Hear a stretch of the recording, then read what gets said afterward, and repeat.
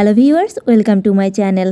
বিকাশ থেকে আপনি কিভাবে আপনার মোবাইলে ব্যালেন্স রিচার্জ করতে পারেন খুব সহজেই, তা আজকের এই ভিডিওতে দেখাবো। যারা এখনও আমার চ্যানেলটি সাবস্ক্রাইব করেননি, চ্যানেলটি সাবস্ক্রাইব করে ফেলুন।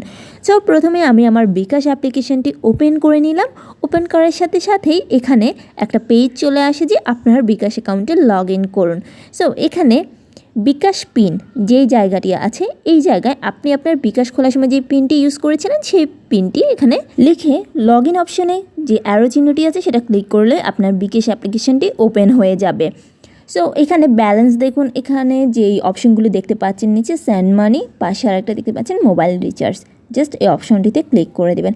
অপশনটিতে ক্লিক করার সাথে সাথে আপনি এতদিন যত নাম্বারে আপনার যদি লেনদেনের কোনো হিস্ট্রি থাকে সেগুলি শো করবে। আর যদি আপনি অন্য কোনো নাম্বার যেটা আপনি মুখস্থ নেই কিংবা আপনার মোবাইলে সেভ করা নেই, তখন আপনি এই যে উপরে নাম্বার কিংবা নাম যে সার্চ দেওয়ার অপশনটি আছে, এখানে আপনি আপনার নাম্বারটা লিখে দিবেন।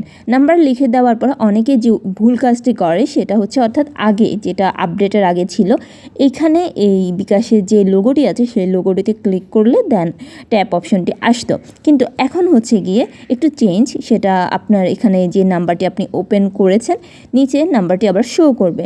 সো আপনি নাম্বারটি বা নামে সেখানে জাস্ট ডাবল ট্যাপ করতে পারেন। ডাবল ট্যাপ করার সাথে সাথে এখানে আপনার অপারেটর নেমগুলো চলে আসবে, অর্থাৎ আপনি কোন অপারেটর নাম্বারে আপনার রিচার্জটি করতে চাচ্ছেন।